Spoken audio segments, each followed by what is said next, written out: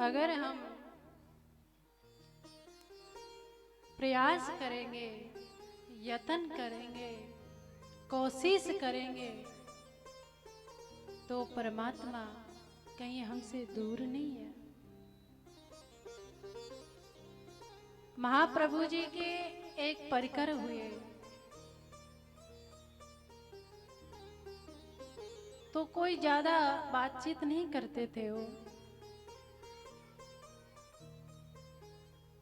तो उनको भगवान के नाम जपने में इतनी आदत थी, इतनी लगन थी, चौबीसों घंटे भगवान का भजन करते रहते थे।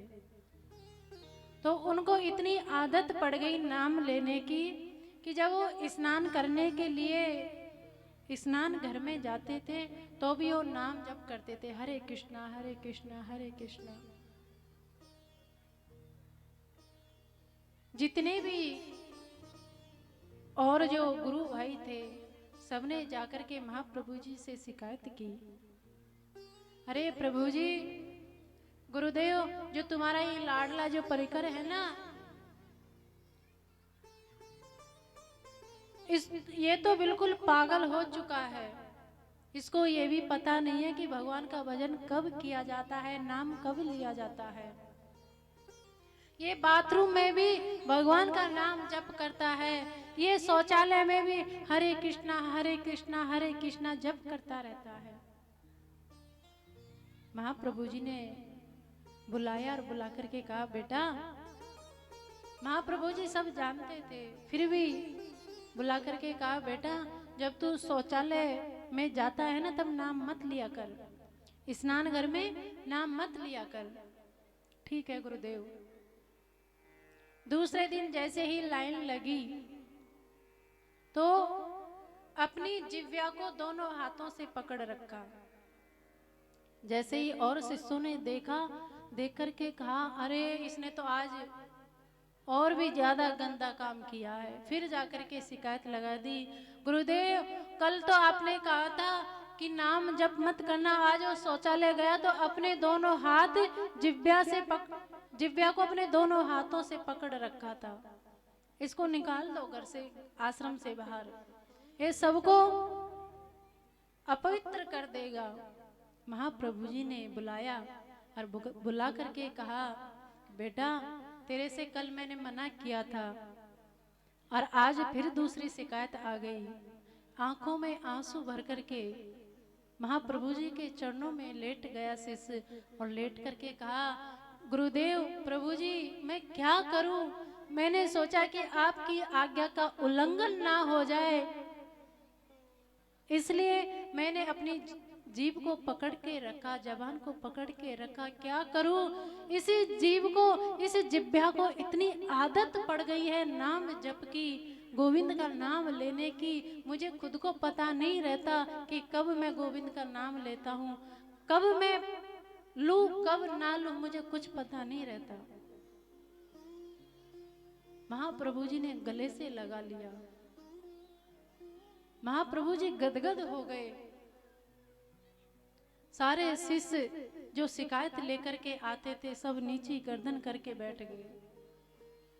हमारे जीवन में भक्ति तो है, लेकिन भक्ति के साथ में हम सबको दिखा भी देते हैं कि हम कितने बड़े भक्त हैं, लेकिन जो सच्चे भक्त हैं वो हमारे अंदर वो भक्ति कब आएगी, कब ऐसा भाव जगेगा। जैसे महाप्रभु जी के शिष्य ने अपनी जवान को पकड़ के रखा, वो दिन कब आएगा जो हम भी अपनी जवान को पकड़ के रखें और गोविंद का नाम लेने से कभी हमारा मन उबे ना, कभी हमारा मन पीछे को मुड़े ना। हम प्रयास करते हैं कि एक झलक मां राधा रानी की मिल जाए, एक झलक गोविंद की मिल जाए। उनकी झलक के लिए हम तरसते हैं दिन रात। ऐसे ऐसे महापुरुष, ऐसे ऐसे साधक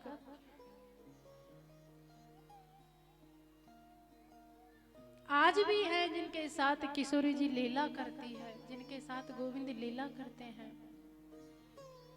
वो दिन कब आएगा, वो समय कब आएगा?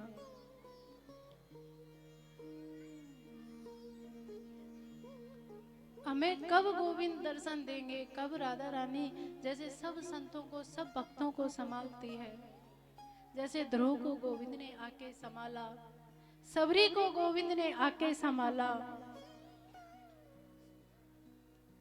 वो समय ऐसी भक्ति हमें परमात्मा कब देंगे?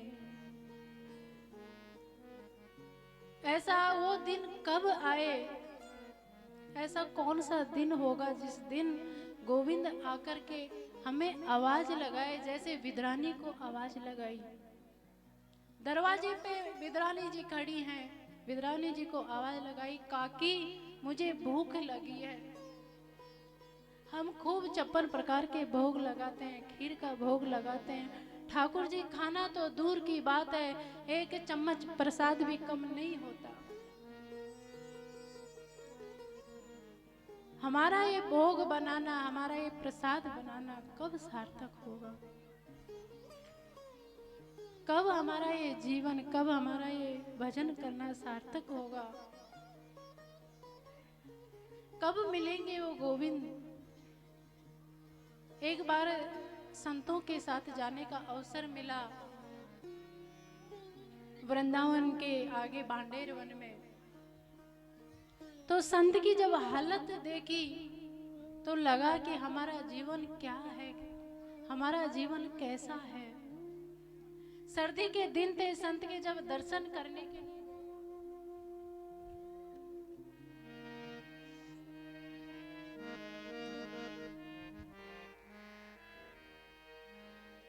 तो संत की हालत, बाबा की हालत इतनी गंभीर थी, बहुत ठंड पड़ी हुई थी। बाबा से कहा कि बाबा इतनी ठंड है, तुम इतने गंदे वस्त्र पहन रखे हैं, तुम नालो गर्म पानी हम कर देंगे। ये कोई लिखी पढ़ी बात नहीं है, ये देखी हुई बात है, ज्यादा समय की भी बात नहीं है, 4-5 साल हुए होंगे, सच्ची घटना है। तो जैसे ही बाबा से कहा कि बाबा आप नहा लो, बाबा ने मना कर दिया कि नहीं,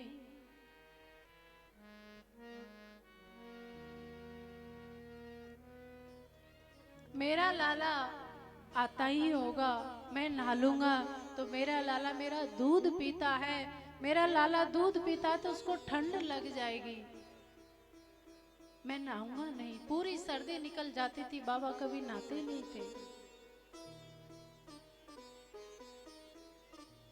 तो संतों ने कहा कि शायद हो सकता है कि बाबा बड़े बूढ़े हैं, इनकी स्थिति कुछ वैसी है, हो सकता है याददाश्त कम हो गई होगी। तो बाबा से कहा कि बाबा आप चिंता मत करो, हम आपको नहला देंगे। और बाबा बैठे बैठे पत्ते की जूती बना रहे थे। मेरा लाला आज नंगे पैर गया है, दौड़ा दौड़ा, कुछ पहन के भी नहीं गया। वो आएगा, आके मेरा दूध पिएगा और दूध पी करके फिर गैया चराने के लिए जाएगा। मेरा लाला आता ही होगा, मैं नहाऊंगा नहीं, बस तुम यहाँ से जल्दी चले जाओ।